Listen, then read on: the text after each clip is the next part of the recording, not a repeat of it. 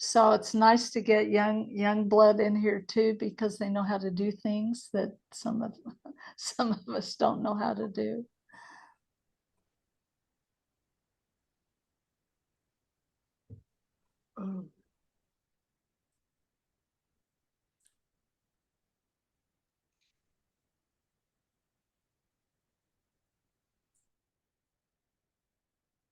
We have a couple more minutes, so.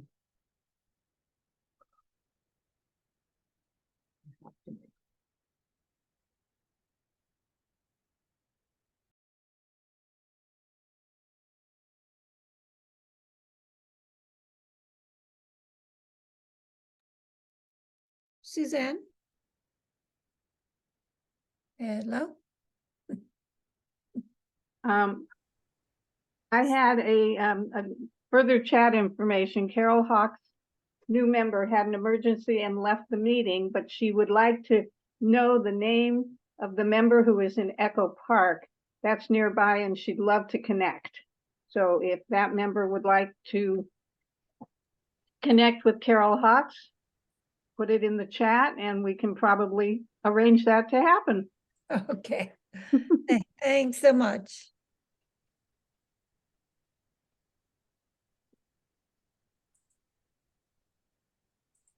All right. I guess it's not quite. Let's just come back. I think everybody's chatted out and we might as well continue. So Jean, you're up. I am. I see that Toby Pepper's chair is empty, but we can forge ahead. Maybe they're listening in. It's a real pleasure to introduce Barbara Tabachnick. We do know her and we know her work. And what I can tell you easily is that her work is very nuanced and very varied. She herself has referred to herself as an experimental artist. Well, I would use the term polymath to talk about her because she has mastered so many different media. And where have we gone? Somebody is messing around with the Zoom again. Can you hear me? Yeah, we can hear you. Okay. And Carol Gillen, I'm stopping your sharing because I'm going to be sharing. Okay. Anyway, when I was writing this introduction, I didn't know precisely what Barbara would be showing us, but I figured that no matter what she showed us, it would be relevant and speak to what it is that she does, because there's been a lifetime of creativity there. And furthermore, I like the sort of collage approach to things anyway, and figured I'll just give us sort of a collage intro and then she can proceed from there to educate us. You need to know that she's a published author and a university professor, and her field is quantitative psychology. She studied at UCLA. She taught at Cal State Northridge for a long time. She's emeritus professor now, correct? Yeah. And so to me, that's a very rigorous base compared to me, for example, who studied anthropology. She works out of both sides of her brain. She has a strong interest in dance. She's been involved in theatrical costuming and writing, and of course, visual art, which is what brings her into our fold. She has actively showed her work over the years. She's amassed lots of awards, and she's very engaged in professional organizations. She's been very supportive of CAA. Right now, she's our tech guru. I think we told you that already. When you look at her website, which I urge you to do, you'll see mixed media, which includes collage, encaustic, painting, welded sculpture, ceramics and enamels, photography, printmaking, and digital art. So despite the versatility here, there's a lightheartedness that I particularly appreciate myself. I also like her palette. The colors are very rich. Her lines are very energetic. I would say her surfaces are very nuanced. There's plenty to see, lots of layers and textures. And I think all of this is evidence of a real careful attention to detail, which makes her work sing. We're giving you her website address so that you can go and look at her work in more detail later. But now let's just hear from Barbara Tabachnick and see what she has to say. Thank you, Carol, Barbara. Well, Jean, thank you so much. I'm overwhelmed by your introduction, that you're so very generous. Thank you. Anyway, today I'm going to be talking about encaustic, which for me is playing with fire. Here you can see my, can you see my, oh, you can't see my screen, can you? well, but Carol had her screen up, but that's Okay, let me share. I'm my- gonna I call got Carol. rid of Carol Gillen's screen. Okay, cute. can you see my screen now? Yes. Okay, but I need to stop for a moment because this is not what I'm supposed to be seeing.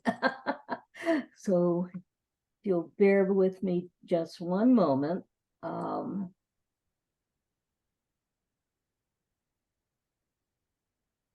Okay, There how you about go. now? You see it? Yes. Yes. This is it. Okay. And here you should be seeing my website as well as my email address. Okay, onward.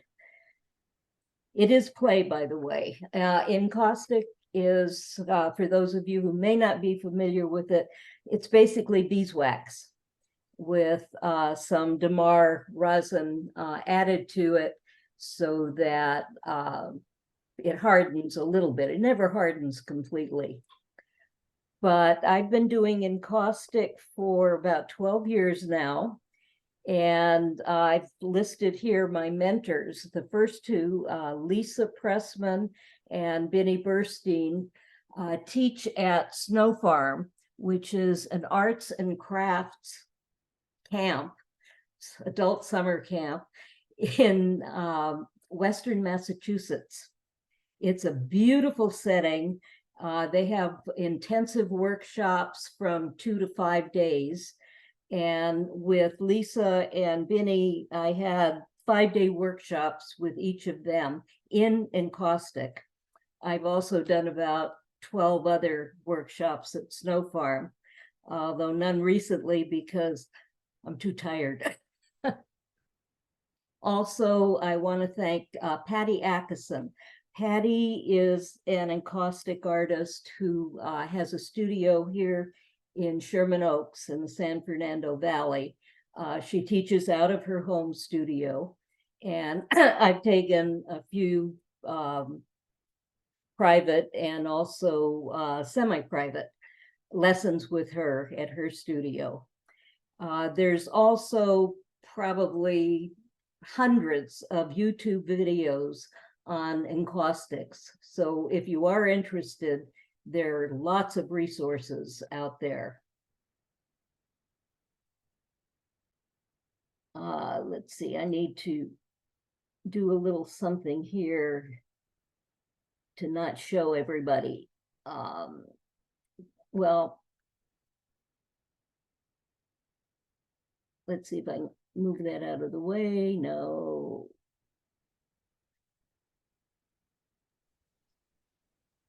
Okay, anyway, as an experimental artist, I'm going to be focusing on process more than content. I'll try not to be too didactic, but really it's materials and process that I'm interested in. So in a sense, this is kind of a combination demonstration and tutorial rather than showing off my work. I'm going to start with true mixed media, and I'll be showing my work in rough chronological order. Then I have some photo encaustic using my own photographs in an encaustic setting with some embellishment. And finally, a few encaustics with embellishment, but no actual paste on collage. But first, let's look at some of the pros and cons about encaustic. What I love about it is there's a luminance that you see. It's a softness that you don't get with other media. It's, to me, very sensual and touchable. You want to touch it, and you can. And as a matter of fact, very often you can polish encaustic pieces with your hand, and it feels good and it looks good. You work very, very fast, which I like. I like to work very fast. There's no drying time. The analog of drying is cooling, and it cools immediately.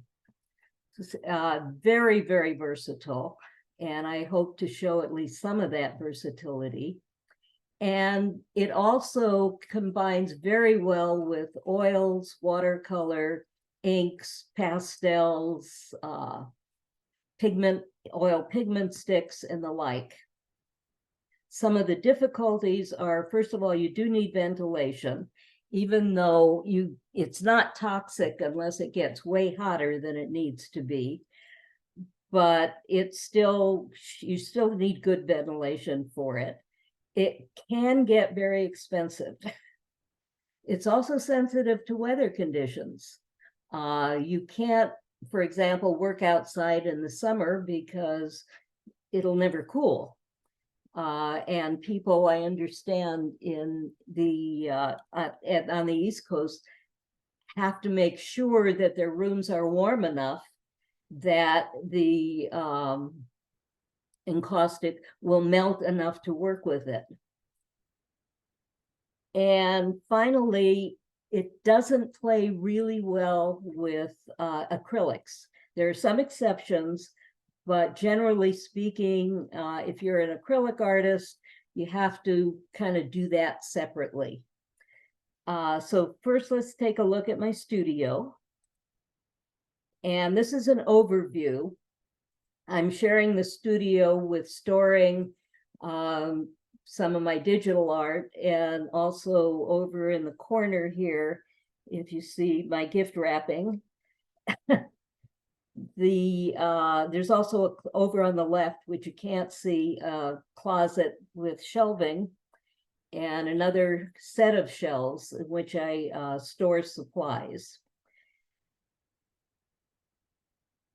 I also have, this is not my main studio, I also have a studio at the other end of my house, which is where I do my acrylic work, watercolors, I keep collage papers, and all of the acrylic supplies in the other studio. So some of the studio views, here is this is a Roland hotbox. And this basically can act as a very large palette, and it's also used for encaustic monotypes, which I'll talk about a little later. And basically, it's a large piece of anodized aluminum sitting over 4 light bulbs. And there's a rheostat so that you can change the temperature, and I'll show also a way of checking the temperature on that. Also, here are some of my tools. There's a torch, wonderful torch. My larger heat gun. I do have another smaller one.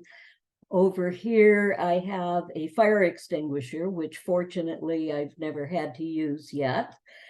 And although you can't see it over here in the print rack, I have a fire blanket. There is a danger of fire. When you're working with encaustic, you have to kind of keep that in mind and be cognizant of it.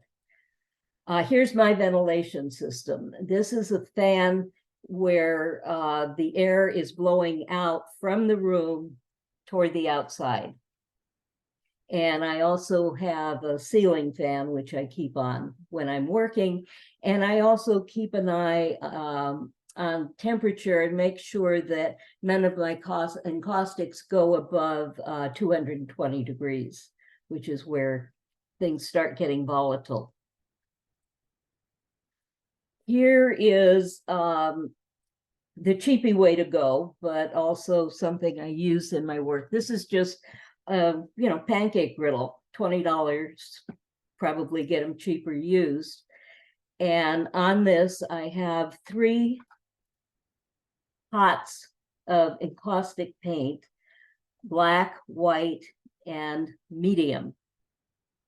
And also a couple of scraping tools.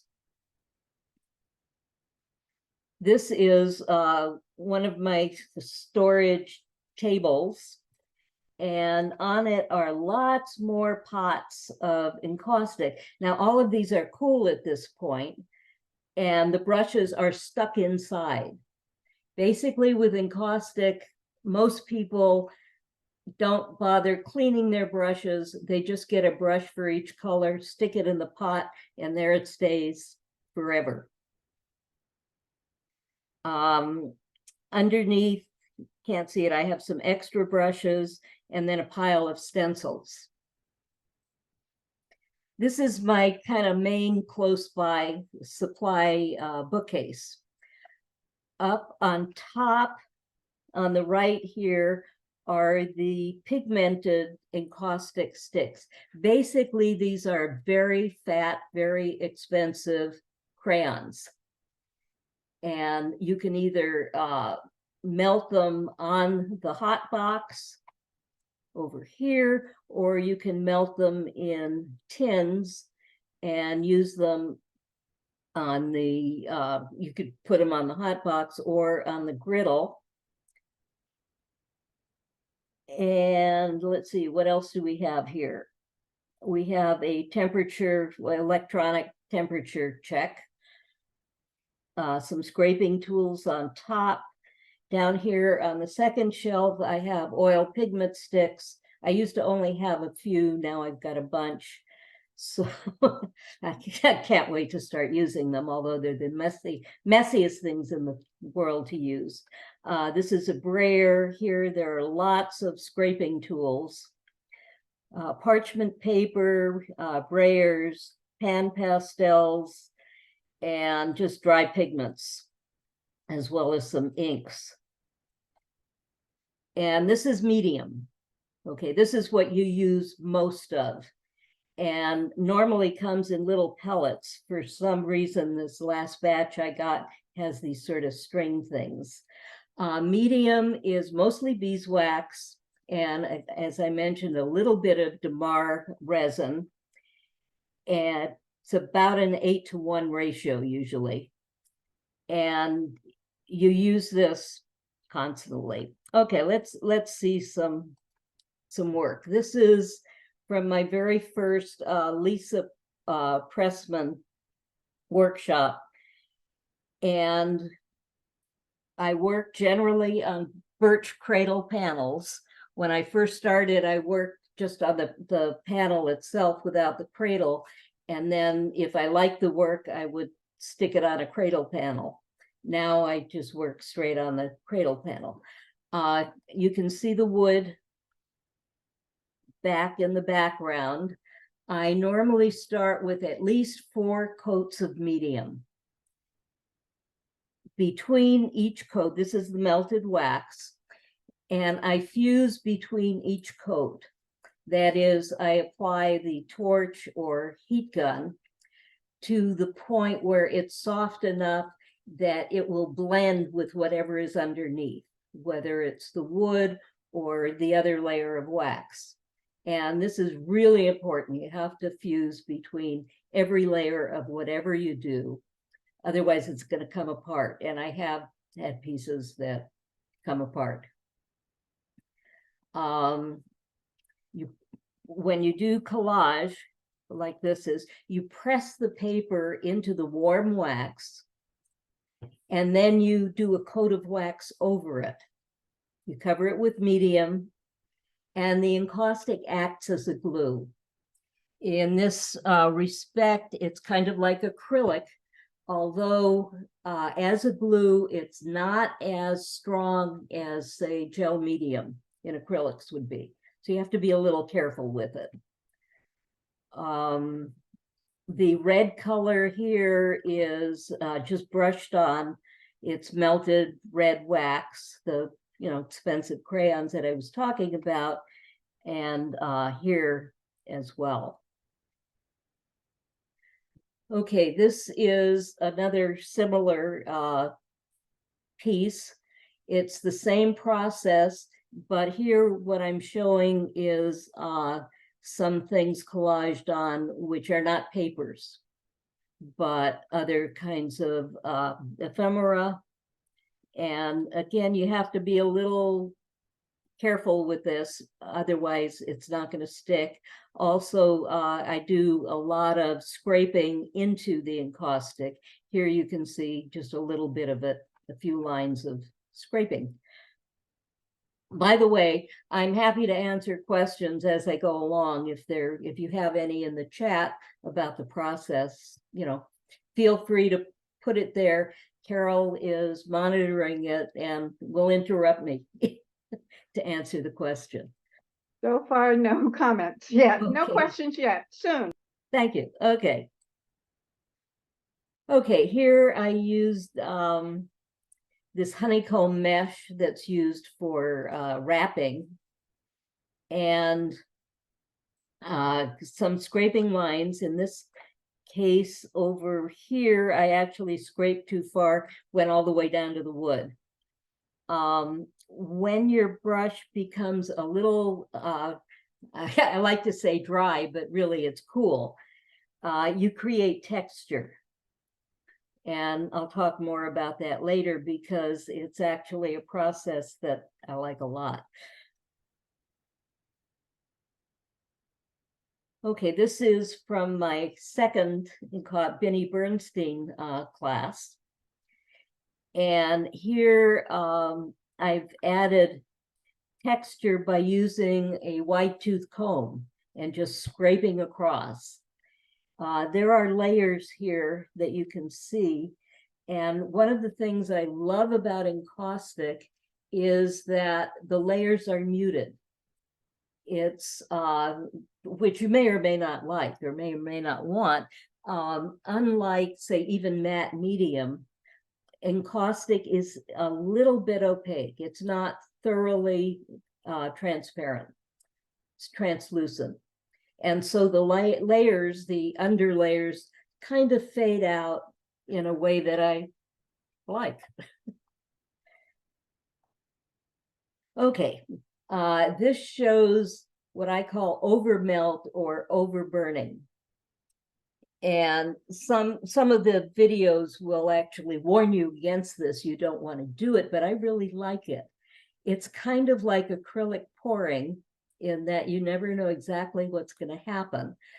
But what you do is you just melt to the point where the wax becomes liquid and the colors run into each other, and you get really sort of neat effects, which I like. You can even get down to layers underneath will start showing, and it's just kind of a fun process. Okay, this is a collage in which I actually use no paint at all, just medium. So I just used the encaustic here as glue. And I did some burning here. And actually, I mean, there were flames here when I did this. So you got to be careful with this stuff. But you can kind of burn the edges of the paper and then put a layer of encaustic over that, which is an effect that I like. And I have lots and lots of pages because back in the old days, publishers would send you page proofs. And so I've got like reams of papers with printing on them that I can use for collaging. Here, this music has been digitally messed around with before collaging onto the piece. This is similar. Barbara? Yeah. Just a comment, just a comment, Quaylin, at what temperature approximately does the wax and caustic start to melt after the Well, piece is it finished? starts to melt at around 170 degrees. Okay, But in terms of actually using the encaustic as paint, I generally get it at right around 200 degrees.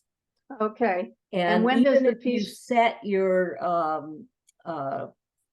griddle for 200 degrees, you still need a little temperature gauge on it just to make sure that's where you really are. And that's what I use my electronic temperature gauge for as Okay, and well. Quaylin would also know, when does the piece start to get damaged after it's done? That can happen. You Mhm. have to, I'll show some examples of Okay, problems. You have to be fairly careful. You don't want to leave it in a hot car because it will melt. okay, In and San Lauren Fernando loves Valley the in the musical. summer, don't put it in your car unless it's, right near your air conditioning.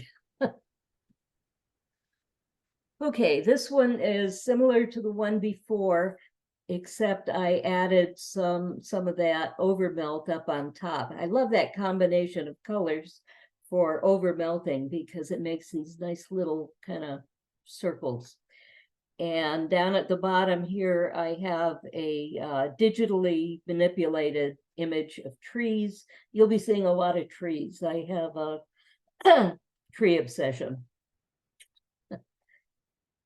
Okay, here's an example of problems and what not to do. Most of these beads have fallen off.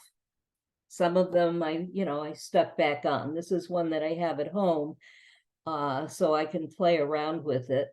Even some of the little glass pieces here. As I mentioned before, encaustic is a glue, but it's not that strong a glue. Not as strong as gel medium. What I could have done, if I wanted to be more ambitious, is just drilled through the panel here and affix the beads with wire. And that's what a lot of artists do. And in the future, if I am going to use something like this, that's what I'll do. Because again, it's it's a problem with wax. Okay, this is one of the pieces from where I used my tea bag collection. For a while, I became enamored of tea bags in wax on encaustic, and all my friends were saving their tea bags for me, used tea bags. This one has some painted papers. By the way, these painted papers are painted with watercolors rather than acrylic. You might get away with using acrylic painted papers, but it might not work. And then I also have some commercial papers here, and as well as pan pastels. Pan pastels are a much, much cheaper way of getting color into your caustic work rather than encaustic, pigmented encaustic, or even oil pigment sticks, both of which are quite expensive. This has some painted cheesecloth. And here's another case, metal fragments. I've had this for years. It's been sitting on my wall.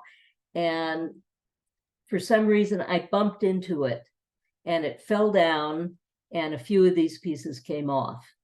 But I was able to put them back on, these metal fragments. They're fairly thin. And these are residue from my welded sculpture class, which also was at Snow Farm. Okay, Barbara, a couple more questions. Okay. Suzanne wants to know if you can use matte medium over wax if something falls off. Matte medium over wax, not too well, but as I'll show in one of my pieces, it's one of the few kinds of acrylics that you can use for collaging on wax. Wax medium on the back of a paper will stick to encaustic. And I actually, when I do that, I use ultra matte medium works. Straight matte medium might not. But I actually did an experiment once because I had a piece that I wanted to collage on that I didn't want to cover with encaustic. And I'll show you that piece as we go along. Okay, and PK Williams absolutely loves the Don't Fence Me In with tea bags in the dark, lovely piece. And then a question, is there any type of glue that you can use on an encaustic? Well, again, ultra matte medium. Okay, But, you know, that's not gel medium. Ultra matte medium also you can't use for big pieces. It's not going to hold. Okay. Big pieces are a problem. Again, if you want to wire, if you want to, you know, drill into the panel and hold with wire, that's fine. That will work. And a lot of artists do that. I haven't yet, but it's mainly laziness. Here's some more tea bags. And these were, I got about 8 of these little, I guess they're 12 by 3-inch cradle panels at a Japanese novelty store. I think it's called Daisa, that we have locally. But it's one of those stores where you find something that you like and you go back and they don't have it anymore. It's gone forever. But I had a lot of fun with these. These 3 I mounted on just a regular cradle panel, so it's a single piece now. What I wanted to show with this is these are freehand painted, but not with a brush. It's with a stylus. There's a special encaustic stylus that you stick into, say, the dry crayon, and it kind of sucks it up. It sucks up the encaustic, and then you can apply it as you would a brush or a pencil or a pen or anything else, and you can draw with it. It's fun.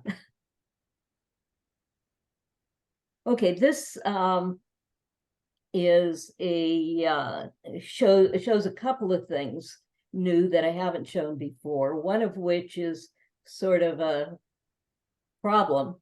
I printed this tree on, basically it's acrylic.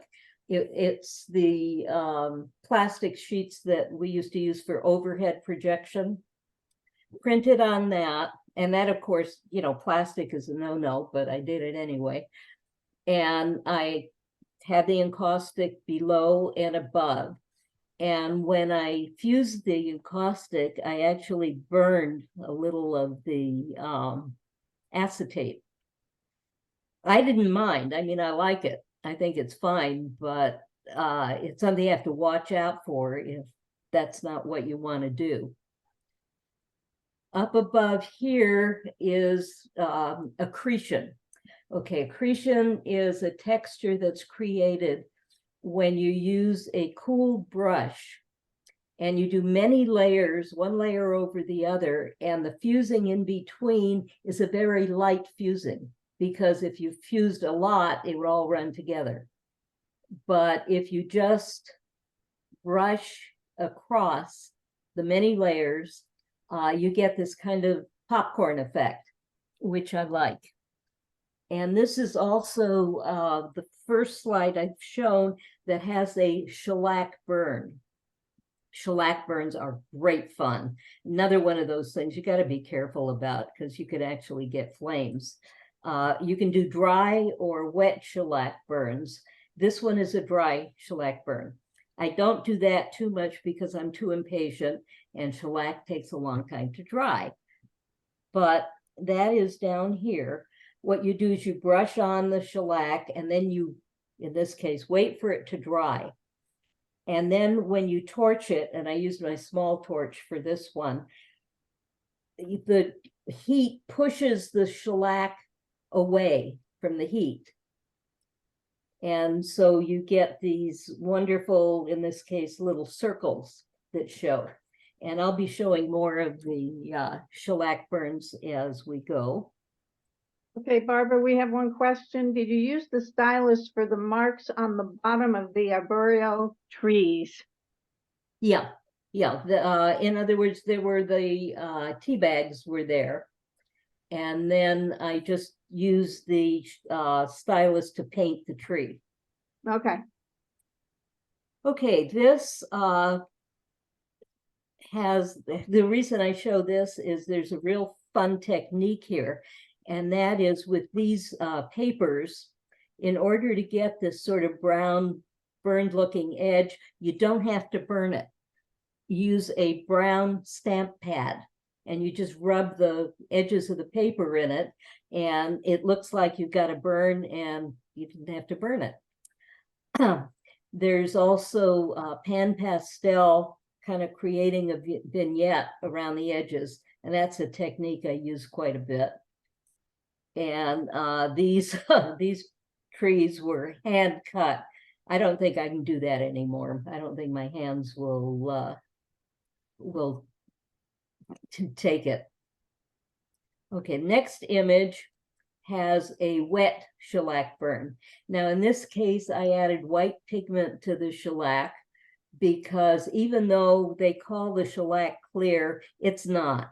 It's kind of, you know, tan, golden tan color. Wet shellac usually will cause a little bit of flaming, not a whole lot. You do have to worry a little bit about burning it too much. And that's what happened here. And it all kind of, you know, mushed apart, which is not necessarily bad, but something you need to be aware of. Barbara, I have a question. Yes. What do you burn with? Either a words, torch or a heat gun. Okay, Hair dryer doesn't work. You don't want the blowing.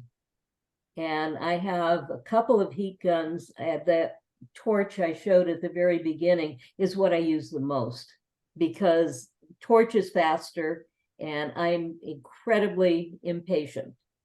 So I do, a lot of my work is done, most of my work is done with torch. okay, thank you. Okay, this is a classic collage. And this kind of demonstrates that luminance I was talking about, and that what I really love about encaustic. I also like the smell, by the way. It's, you know, burning wax. It smells festive, like candles. A nice dinner. These are book parts mostly, other than the bark here. And they were generously donated by Sylvia Torres, who taught fabulous workshop for, I think it was for collage artists. She was one of our workshop presenters. We should get her again, by the way, if we can. She is unbelievably good. I agree. And at the end of the workshop, she had this whole box of all of these book parts and, you know, go take them. And we did. Okay, this, in this case, instead of starting with the 4 coats of medium, I used another technique, which is where you use white encaustic gesso. You can't use regular acrylic gesso under encaustic. It'll slide right off. It doesn't work. But white encaustic gesso is a lot cheaper than white encaustic paint. And so in this case, I have both. I had the first layer, probably 2 layers of the white encaustic gesso, then the white paint above it. And then this overburn produces these little bubbles, which I don't know why, but I love these little bubbles. Some more of my trees. And here I had no problem at all gluing on these little charms. First of all, they're very lightweight, but also I used a whole lot of encaustic, as you can see.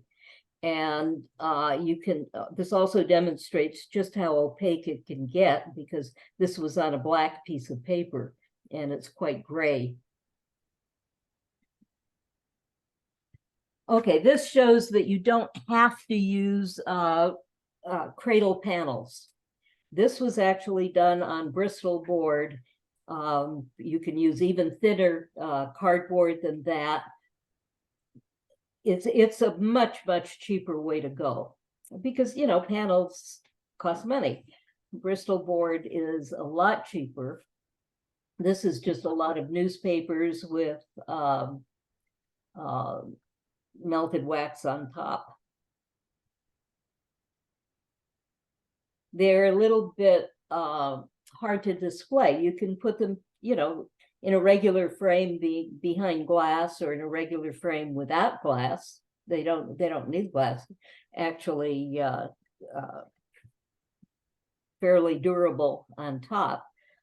But if you don't want to frame them, what do you do with them? What I do with them is I put them in a mat in a glassine envelope, which kind of sticks to it. It's not ideal, but it's okay. It doesn't really stick. It just sort of looks like it does, but you take it apart and it's fine.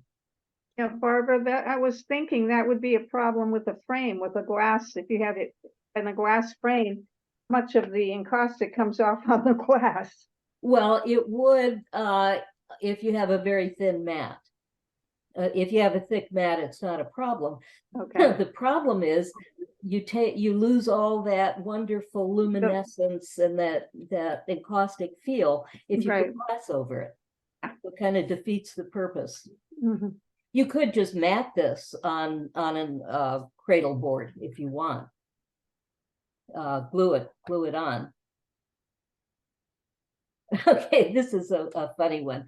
I belong to the Yiddish Book Center, and they sent me this puzzle, and it's a typewriter with Yiddish letters on it. And so I put the puzzle together, missing a piece, but I took a picture of it and I put it on the cradle board, and then I took the puzzle apart and collaged those on. And a glazel tea is a glass of tea, which is how my grandfather used to drink his tea. So he was, spoke Yiddish a lot, and he drank tea, and that's where this comes from. There's pan pastels. Again, the pan pastel vignette. Actually, the pastel here was iridescent, and it totally gets lost in the photo, unfortunately. About 2 years after this, I cleaned out my studio and I found the last puzzle piece, but too late. You know what, Barbara? Perfect for this upcoming connection show, 'Cause there's not only the connection with the puzzle, but with Zadie, with history, right? Exactly what I was thinking too. Okay. Well, I already entered, but with online jury shows, you can change your entry anytime. This would be Very good. Okay, this would be thank you. perfect. I'll do it. I Okay. wanted to do it. What was the I know you were going to do it in one show and you forgot. and I forgot the picking up the pieces or something. Mhm. That was the show I forgot to enter. I thought I entered and I didn't. Oh well. Okay, what this really demonstrates is that you can use a lot of different substrates for encaustic. I have some bamboo veneer pieces from a kitchen remodeling I did years ago. They were just left over, and a contractor gave them to me, and they take encaustic extremely well. India ink, all of this background here is just India ink with a paintbrush. It plays well with encaustic. Okay, here I have pieces of encaustic monotype. And I'll talk a little bit more about encaustic monotype, but this was one that didn't come out the way I liked. And when I have one that doesn't come out the way I like, I tear it up and I use it for collage. And that's what I did here. There's some accretion on top, and the tears here are just drippy medium, applied, very, very hot, and they just sort of drip down. This, by the way, encaustic monotypes are the easiest printing that you can imagine. You get prints in no time, and they often look good. And it's even easier than using a jelly plate. I mean, this is really the easy way to go if you want to do monotypes. You do the monotype with the encaustic? With the encaustic on the hot box. That hot box that I showed, the big aluminum So plate. you put and then you how do you print it? You put something else on? You make your drawing or your doodle or whatever, and you take a piece of paper and you put it down and do a little brayer, you pick it up, and you got a monotype. I see. Okay. And you can do multiple layers, and my next slide will show multiple layers. This one is another example of where I actually use some acrylic material. This is that, I don't know if you know this process, you take Tyvek and you paint it with acrylics, and then you put it between wax paper or parchment paper, and you iron it, and you get these wonderful little bubbles and stuff. This adhered fine, no problem. Surprised me. Okay, here is an actual monotype under the tree. The tree is not part of it. And this is about a 3-layer monotype. And you do it just like any kind of printing. The first layer was this gray. Second layer was yellow. The third layer was red, but I scraped out parts of it so the yellow comes through. And you would love it, Sylvia. I mean, this, let me tell you, you like doing printing and you have a printing head. Oh boy, you would have more fun with this. Let's do a workshop. Okay. Sounds like fun. Have to figure it out how people get the, the anodine. The Roman hot box costs a lot of money. But you can do smaller. You can put an 8x10 aluminum plate on a griddle and do little ones. The tree that was collaged here is where I used the matte medium, because I didn't want to put encaustic medium over this because I was afraid it would dull it too much. And it sticks just fine in this case, the matte medium, but it's just a little bit of paper on paper. So it's nothing strong that you have to worry about adhesion with. Okay, here I tried to do transfers. I have done successful transfers, but this one was not successful technically, but I thought it was fun. I had 3 images, 2 of chains and 1 of in between. And what you do is you take the image and you press it into warm wax and you rub it a whole lot, and the whole image is supposed to come off. Well, it didn't. A little of the image came off. This strip here is what came off from this. The bottom strip, top strip is what came off from the bottom here, and so on. And so I put it together, and the chain, it looked kind of, spooky, icky. So I gouged out a bunch so it could be unchained instead of chained. Okay, Barbara, we have a comment from Judy. First of all, she loves your work. And her question is, how do you apply the pan pastels? You just rub them on with a makeup sponge. You buy, these little triangular makeup sponges, really cheap. You buy a bunch of those and you just rub the sponge into the color and then onto the encaustic painting.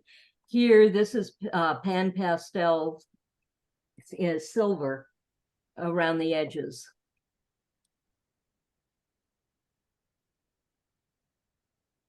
Okay, this you can buy fabric, silk or rayon that is stuck to paper, and it's the easiest way to print an image that will be then fairly transparent when you put it on encaustic, or you could use it with acrylic as well. Well, in this image, I wasn't really happy with the print, and so I sort of exaggerated, you know, used ink on the edges. Actually, it's probably a Sharpie. And then when I pulled it off the backing, and when I tried to put it on the panel, it didn't go. It was my first try and it didn't work. So I deliberately mushed it up and then used pan pastels, iridescent pan pastels to try to make something out of it. Ended up fun. Yeah, it's pretty. Okay, here are a few photo encaustics. The photo encaustic, what you do is you take your photo and you just paste it onto the cradle board. And you can use gel medium, you can use acrylics. It's not a problem because the paper, the photograph, acts as a barrier between the acrylic and the encaustic. You just have to be careful not to get the acrylic on the image itself, on the front of I it. wrote in my thing, I've just been really sad. The I don't interesting really know thing, what this is triggered it. very early, Bob thinks it was 2012. going to our friend's I house. tried to and her- enhance it her- using, I guess, Barbara, I Indian. think you need Video. to, Mute yourself. yeah, somebody, we Colby. need to mute somebody. Here, I'll Colby, mute. mute your, yeah. I did it. Okay. Anyway, what happened when I fused it is the ink kind of broke up.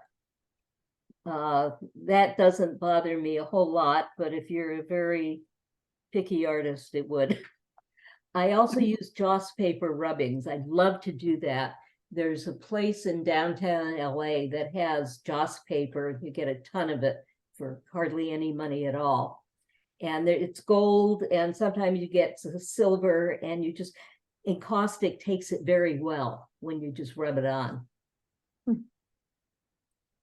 Okay, this is a digitally manipulated image. It's actually two images. One is from a skylight in a local Northridge mall, and the other is a lamp from Venice, digitally combined in Photoshop, and then it has a wet shellac burn. Again, the way that the image is put on is just with gel medium directly onto the cradle panel.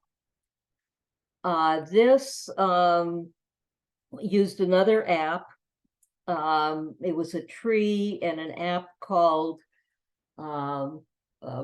Reflect. Yeah. Reflect. And I had to print it in two parts because I didn't have 32-inch paper. I didn't have paper long enough. So I think the edge is right about here, but it was kind of fun to do. And but all of the shading and all of that was done digitally. None of this was, you know, the fact that some of it is lighter than others. That's, well, actually, partly that's encaustic.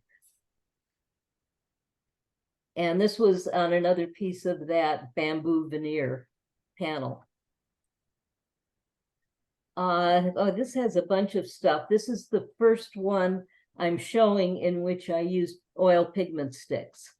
And I just kind of rubbed in a black pigment stick to emphasize some edges and make a little more contrast. There's an overburn at the bottom. And then the photo on top, this was the photo as it was taken. It was a very foggy day in Sintra, Portugal. Okay, here's another in which I used the silk printed image. I painted the bright green was encaustic paint. Then I put the silk image over it, and the edges weren't quite good, but the rest of it came out fine. So I used encaustic paint around the edges to cover the problem where things didn't fit perfectly. And I love this. I love when the overmelt does stuff like that. The one thing about this is, see these lines here? They were not in the image. I have no idea where they came from or how they got there. But that's, you know, part of the fun of being an experimental artist. Here is an example of what can happen, even if you're careful, with an image in heat. I painted, this was over a blue painted panel. I think the image was probably on sandwich paper, but some, you know, tissue-like paper. And it was in a show in New Mexico, packed up beautifully both ways. And this is how it was before I shipped it. And this is how it was when it came back. That is more of the blue melted through to be shown. Now, I don't know that it's necessarily worse, but it's different. Yeah, but not bad, you know. Yeah. But At I all. had to change my records of what it looks like, because it doesn't look like that anymore. Okay. And this was actually a sunny day when we were in Nazaré in Portugal. But for some reason, I decided to play around with it and add this, digitally add this lightning strike. And then I had to darken everything else and sort of make it gloomy and spooky to go along with the lightning. Okay, and here are just a few encaustic with embellishments.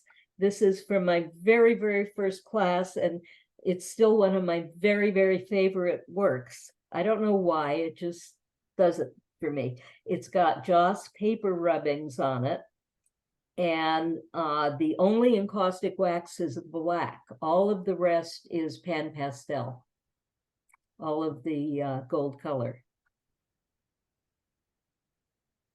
This is monotype, and I went over the monotype with Sumi ink to kind of bring out some contrast. And then I rolled Sumi ink with a brayer over it, and because it's wax, it doesn't quite have the same, it doesn't come off the way you might expect, but I liked it. So I was happy with it. This has a new home now, by the way. Okay, this is oil pigment sticks on a jelly plate. So I did the whole work itself in my other studio with oil pigment sticks, which, as I mentioned, are the messiest things you can work with. And then it was on paper. And then I took the paper and on my hot box, melted a whole lot of caustic medium and stuck the paper into it.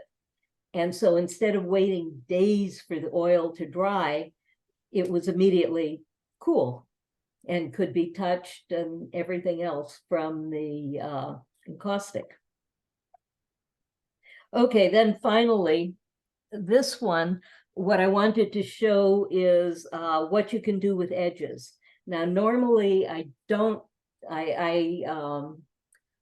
put blue tape around my edges and I finish them in acrylic. I don't try to do encaustic on the edges just because of the fragility of it, because edges can get knocked around and encaustic doesn't like to get knocked around.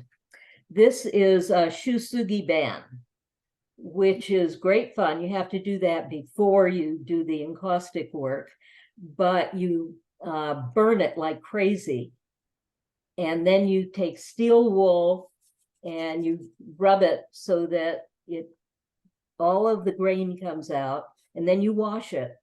And apparently this is considered one of the most durable finishes that you can have. They do houses in this stuff. And it's quite easy to do, and it's fun. Got to do it outside, of course, because, you know, you're going to get flame. And that's it. That's all, folks. Okay, well, let's go through the chats. I think I got most of them for you, but let's go back and, okay, John C. is Carolyn Flower. Hello to all.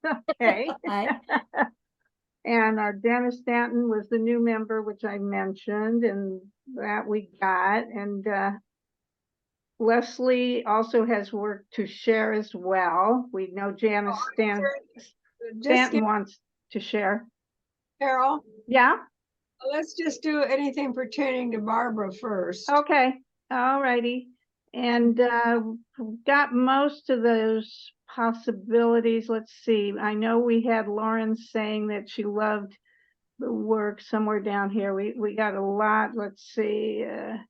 Okay, Patrice, what's your work? Stunning, stunning intro from Jean, impressive. And then Suzanne, love these. Barbara, Quay Lynn, we already dealt with hers. And Lauren loved the music element. And let's see what else we didn't. Penny thinks Daihatsu is the best, right? That's the Right. dollar or the $2 store. Okay, there's some other information here from Lucy Julia Hale, but it really doesn't have to do with Barbara's work, but doing a regional chapter. But that'll be in the chat for us to look at and deal with. Let's see. Suzanne loves the puzzle piece. Judy loves your work. Thank you so much, Barbara, from PK Williams. You are a wonderful inspiration. Lauren, bravo, Barbara, outstanding presentation. I learned so much today, and it was wonderful to be here with all of you. I have to run now. Thank you. Suzanne has an announcement when it's time. Let's see. And Jean says, lucid and focused. Brilliant. Thank you. Okay, there we go.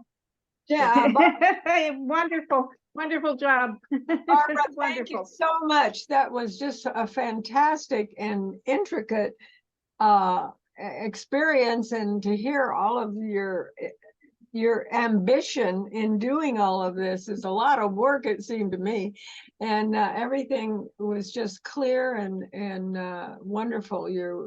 We just can't praise you enough. I have a question, and then we'll go on. When you say oil pigment sticks, is that the same as oil crayon, oil bars? No, this is RNF Paints, which is the main supplier for the best encaustics, makes these oil pigment sticks, and it's oil and wax and yeah. So And I guess a little bit of the Damari, and so you use them actually like oil paint.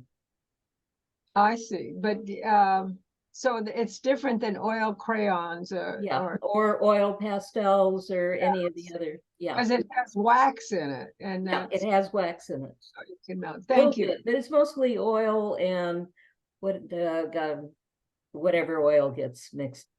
Right.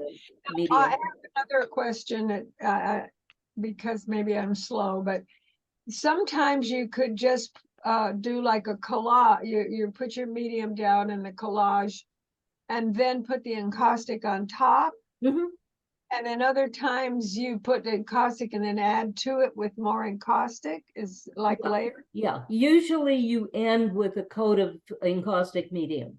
Not right. It's like acrylic. You don't have to put a coat of gloss on it, but you often do in a collage or a coat of matte. Okay, thank you. Thank you. There was one more comment by PK Williams. For your information, I pour epoxy resin over some of my collages, and if you sand it down and coat it with in acrylic medium or varnish it, it resembles encaustic, but it doesn't melt in heat or crack in cold. Yeah, I've done some of the acrylic, but not with epoxy, but what they call fake encaustic. And, you know, it was fun to do. And my Benny Burstein just was appalled that I put even the word encaustic with anything done with acrylic. But yeah, we used to have a formula for creating something that looked encaustic when you had acrylic. Yeah. But the epoxy, people do encase their encaustic in epoxy. I've seen that done. Okay. Any other questions for Barbara at the moment? Okay.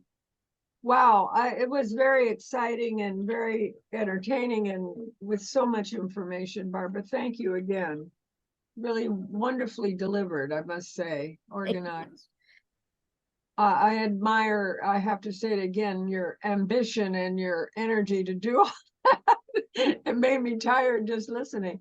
Now, so let's go back to, I would like to ask anybody if they have any announcements that a special announcement about yourself or anything, or any questions for collage. I have an announcement. I just am very, very thrilled that the Fine Arts Club of Pasadena, which my husband and I have been members of for 24 years, they saw my solo show at Gloria Delson downtown, and I am being honored at their upcoming 110th anniversary meeting. So I will be showing, or they're going to show some of my work, and I'm really thrilled about it. Well, that's It's exciting. actually 45 minutes, if you can imagine, and it's a lavish setup with the banquet and everything. So I'm just really thrilled. Congratulations, Suzanne. Thank you. Thank you very much. Wonderful. Anybody else? Any exciting news from you or? Well, Barbara should tout herself. She gets in so many shows, Barbara T. Barbara. Unbelievable awards, and she gets in all these shows.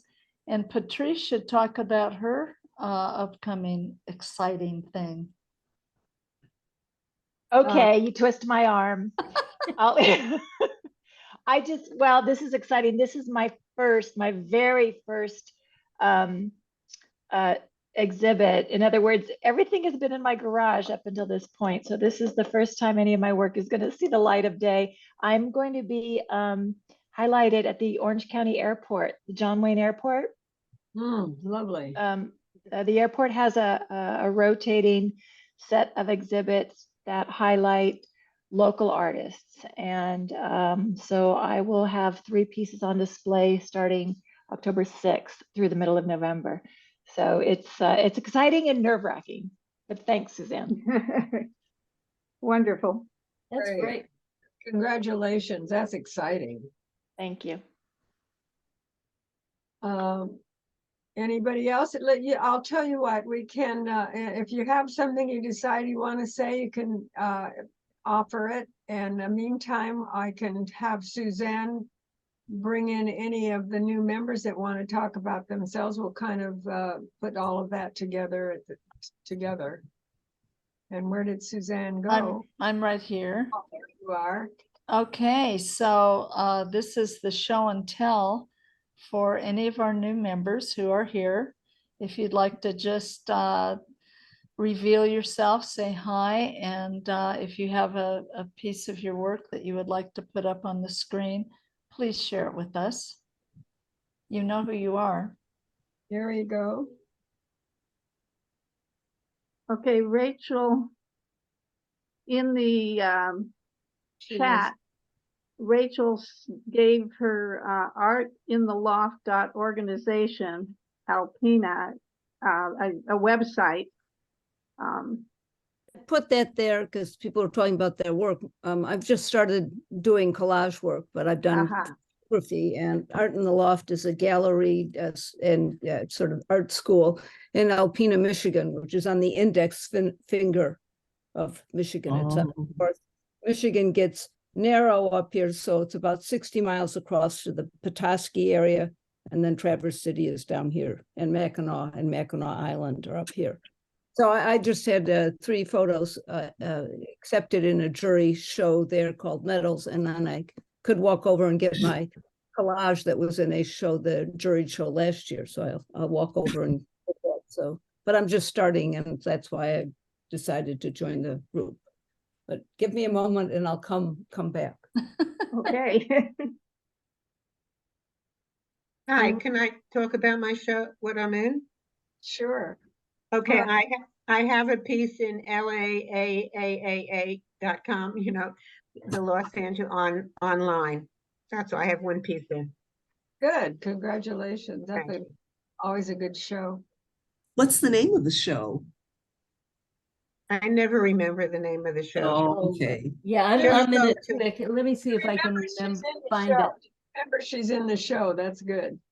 Okay, and I along know. the line, I see Lynn wanted to plug the the newsletter. Whoops, but we have Rachel's work. Let's see Rachel's work. Oh, okay. This was from the jury show last year at Art in the Loft, where the theme was senses. So this is my mother's name was Rose. This was called a Rose Is Field Notes. So it combines photos of her and other, my mother died in 2002, and other items related to her. This is trimmed in fur. It's like a little shadow box. I used a 16 by 20 canvas this way. This is from an old fur coat of hers, and it is infused with the last bottle of cologne she had. She liked the ink spots. So these little buttons. What happened to the sound? These little gadgets recorded part of the song by the ink spots that by Wild Irish Rose. And all these other pictures are from her using other things that relate to the picture. So this was the first time I ever did it. It was accepted into the show and actually won and was earned an honorable mention because it really does combine all in some way or another, all of the 5 senses. So that's it. And that's sort of what has inspired me to start working more. But, you know. Thank you. You Thank should you. you should enroll in the workshop, because one of the main things is to get photos of things, of memories and things that are important to you. So check it out, Rachel, now that you are out of the glitch of PayPal and are sending me a check. Okay, and anyone else? Toby, the show is The Foolish Game. Thank you. Yeah, yeah, we're in it.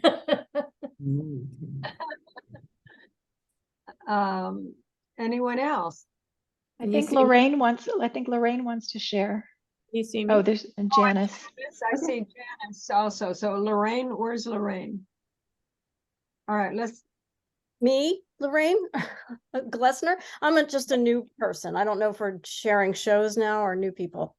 anything you want. Oh, okay. Hi, I'm a new member. I'm from Philadelphia. I'm just outside of Philadelphia.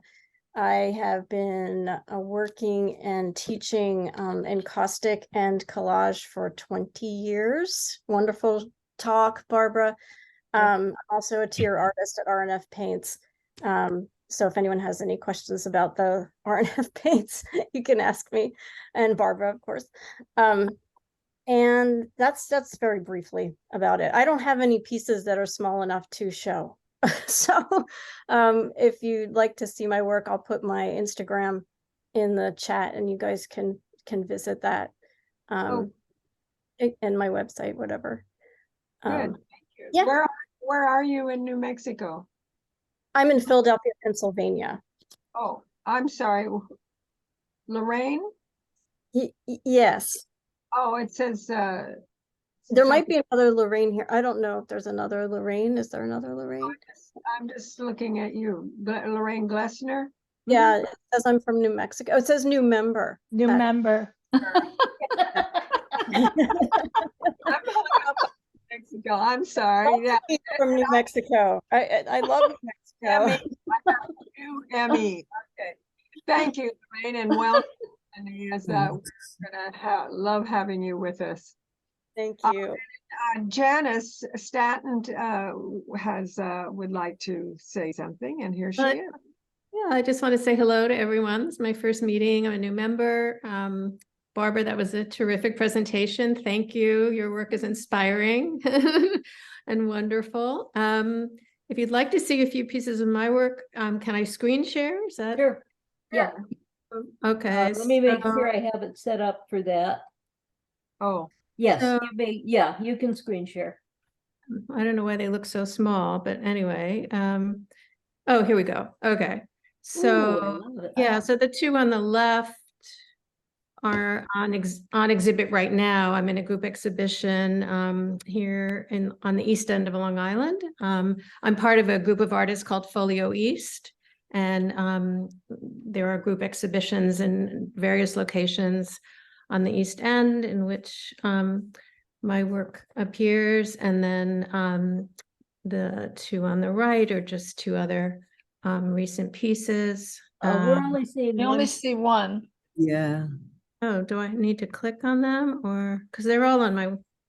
You're only seeing one, yeah. Only seeing one. That is so odd because I see all four. I don't know how to. Oh, new share. Maybe I do that. Oh, here we go. Does that? That's what we went through with Barbara, remember? You see this newer one? You have to No. see the Say new same share. one. No. Nope, still the other one. I'm clicking on new share, and then I'm clicking on the work. I can close your share if you want to then come up with a different one. Yeah, do that.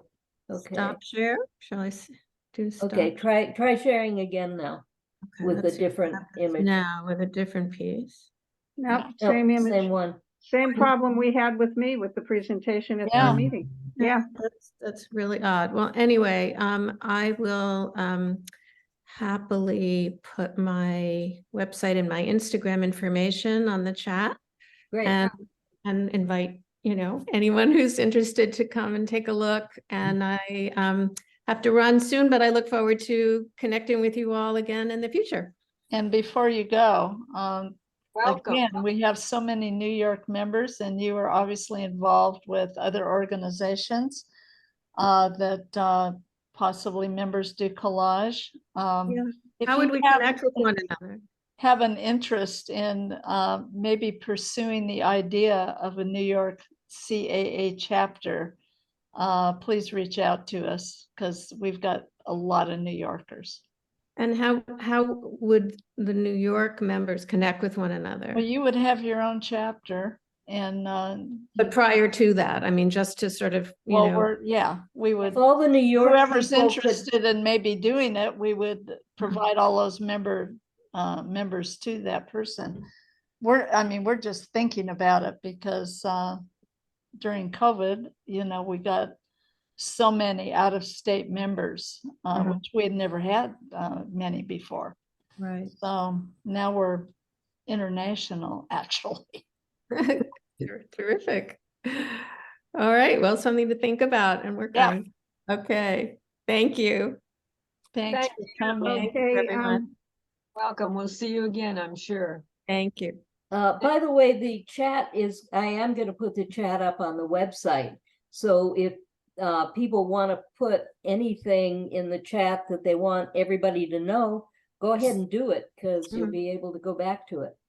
Okay, and I think Quay Lin would like to do a little plug for the newsletter. Quay Lin, you still here? Yes, thank you, Quaylin. Where are you? Quaylin? She may have had to leave. Yeah. Yeah, I guess she did. Oh, there she is. Oh, Quaylin? we just called upon you. Did you want to say something? Was someone talking? Yeah, Quaylen, you wanted to give a Oh, plug for the yes, newsletter? okay. Yes, yes. I just wanted to quickly promote the newsletter because especially to new members, but everybody else too, so not so new members and returning members. We published a newsletter mostly monthly, and I'm always looking for things like leads for stories, links to interesting websites, information about your shows, and even your images. If you could send them in to me at quaylen111@aol.com. That's my email address, and I'm happy to publish images of your work in the newsletter. You know, we don't want like a whole gallery per week, I mean per month, but you know, maybe a work or two. So I'm always welcoming new material, and I'll put my address on the chat. And then don't forget our Facebook page. We have 13,000 members. It's wonderful. It is. Facebook and Collage Artists of America. Okay. I see another new member, Barbara Fugazotto. Hey, Barbara, welcome. Hello, hello. Do you want to introduce yourself, and you have something to show us? I don't have anything to show you presently because I didn't know how to do that. But this You is can very just hold it up interesting. in front of you. Just hold something up in front of Well, you. If you have I it. don't have anything. No pressure. I'm in a different room and I don't have that. But I was wondering, I want to enter the new show, the collage artist show. Are three-dimensional things acceptable in a collage show? Okay. Yes, they are. And I think on online juried shows, you can post 2 or 3 views of it. Okay, good, good. I think only 2 views come up for the judge. Mm-hmm. Sure, but you can put in 3. Okay. All right, very good. That would be wonderful. I'm a mixed media artist and I've been at this for many years, but I'm really just recently getting into artist groups in my area, trying to connect with people. Port St. Lucie, Florida, Stuart, Florida. And I belong to one group, St. Lucie Cultural Alliance in Fort Pierce. And I currently have a number of pieces in that show. And a really exciting thing is an international show called Elegant Threads in Tequesta, Florida. And it's all wearable art and fiber related sculptures and exciting. Artwork. So I have 2 of my wearable art pieces in that show. It's quite exciting. And I call them fabric collages to wear because I collage the fabric, crushed fabric, stitching, fused elements onto a jacket. I like to use silk or whatever. And the base of the garment is silk fabric that I painted. So that really gets exciting and involved with all the elements of color and design, line, shapes, composition, and so on. So I love doing that. And I have done, I did a sculpture on a globe, and I entered that in a show in Norfolk, Virginia this past year, and it got in the show. I was really excited. And I was thinking I might enter that in this new show for the collage artist because it's all paper collage and paint on a globe, and it's pretty exciting looking. And I liked using found objects and scraps and rusty metal and so on. And I was interested to hear Barbara talk about, you've got to wire these things on or something because they tend to fall off. And so I've been trying to do that, and I now have a little Dremel tool. I can drill holes and wire things on or stitch them on with good cord and that kind of thing, is depending on the piece that I'm doing. But this is very exciting to meet all of you and see the kinds of things you're doing. And I'm looking, Carol Blumenthal, are you in front of some I'm in front of a photo collage I did with some Chihuly stuff glass and a local fence on my walk and other junk. I don't remember what I put together, but yeah. Okay. I thought It's a those look photo like collage. holy sculptures to me. Yeah, right, Very right. good. Okay, well, I look forward to more events like this. This is fun to be able to talk to you, and I'm trying to meet artists in my local area and connect with them and be part of some interesting groups of people. And so this looks like a good combination here. Oh, well, welcome. I see also Leslie Marks is up on the left there, and she is a new member. Yeah, my name is Leslie Marks, and I live in Santa Fe, and I've been doing art all my life. And I was a metalsmith for 25 years. And then I started painting on the metal, which then led me to collage. And now I'm just mixing all these different things together. And this, I have one of these pieces here that's recent. It's part of an architectural, I don't know how well you can see this. It's part of an architectural series I'm doing where I have these pieces that I've built out of wood. And yeah, this isn't showing very well. Anyway, they're these architectural constructions, and they're based on memories from the past. I was a symphony artist for 25 years. So a lot of this is based on a different series, but another series I'm working on is based on symphony and the 25 years I spent going to the Paramount Theater in Oakland, California, because I used to live in the Bay Area. So, and I'm in an upcoming show in Santa Fe. We're having a show at all the libraries in Santa Fe, and then it's going for 2 months to a gallery in Santa Fe. Nice. Wow. Congratulations. And Yeah, congrats. Here's another one. I don't know.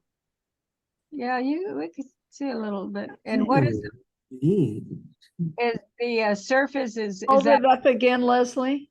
Hold it up again. tell us about the surface? The surface, it's on wood, and the surface is paper and cloth and a little bit of paint, and there's a lot of sanding with a power sander and scraping. And I like these, old weathered surfaces, like old walls that look like they have, hundreds of years of history.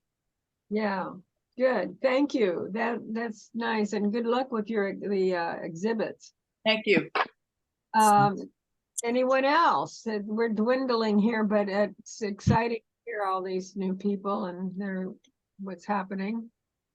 Anybody else? Well, I want to say thank you once again to Barbara for a very exciting and interesting presentation. We'll have to think about. Yes, thank you, Barbara. And thank you to all the new members, and hearing from you and just joining us is a pleasure and a wondrous thing. If there's anybody else that has anything else to say, or I'll give you a second to speak up. Otherwise, I think we will call the meeting to a close, and you're welcome to stay and chat if you wish, as long as Barbara and Carol want to. They're busy. Okay. I'll leave it And open as long as anybody you, wants. Sylvia. Okay, you're going to be on, Barbara. Can I go off now? Yeah. Or because I'm co-host, but I can go off. You can still go off. Maybe All stop right. the recording. Thank you, Barb. Thank you, Sylvia. Thank you, Okay, I'll everybody. stop the Bye-bye. recording now. Thank you so much, Carol. Bye, everyone.